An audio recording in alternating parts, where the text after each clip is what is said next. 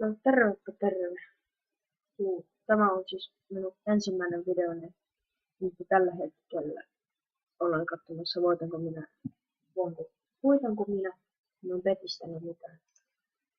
Vettasin peliä, mikä oli.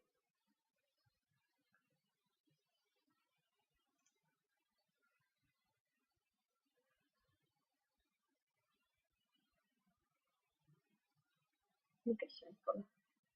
Se oli kuitenkin Navi vastaan VP.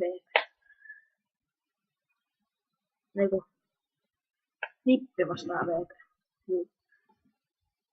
Vettasin sitä peliä 3 eurolla, jos voitin sen. Pitää täällä vain odottaa nyt, että silloin voittoni näkyisi. Mutta täällä kestää kai sitten aika kauan.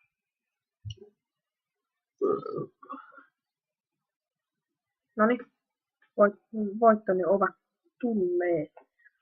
Eli siis bettasin StatTrak MP7 Urban Utkalla, AVP Safari-verkolla, just Serium suoraan tehtaalta ja Famas Pulssi Malvearina. Eli voitin MP9 Storm. Faktorina en kyllä hirveästi käytä sitä asetta, mutta raha mikä raha. Niin se on parempi kuin ei mikään. Ja siis taas pitää ottaa 1 000 000 vuotta.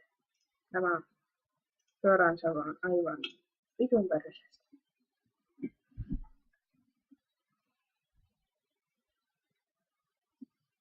Voisimme sillä aikaa voisin näyttää minun skinit CS:GOssa.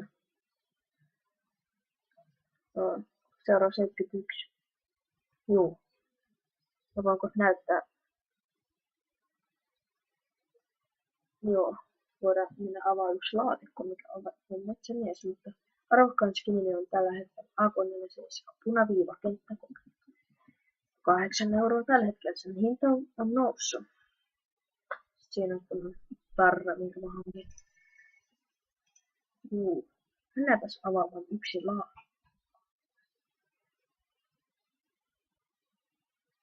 Tai itse asiassa, tämä oli minun video, tämä oli vähän niin kuin testivideo.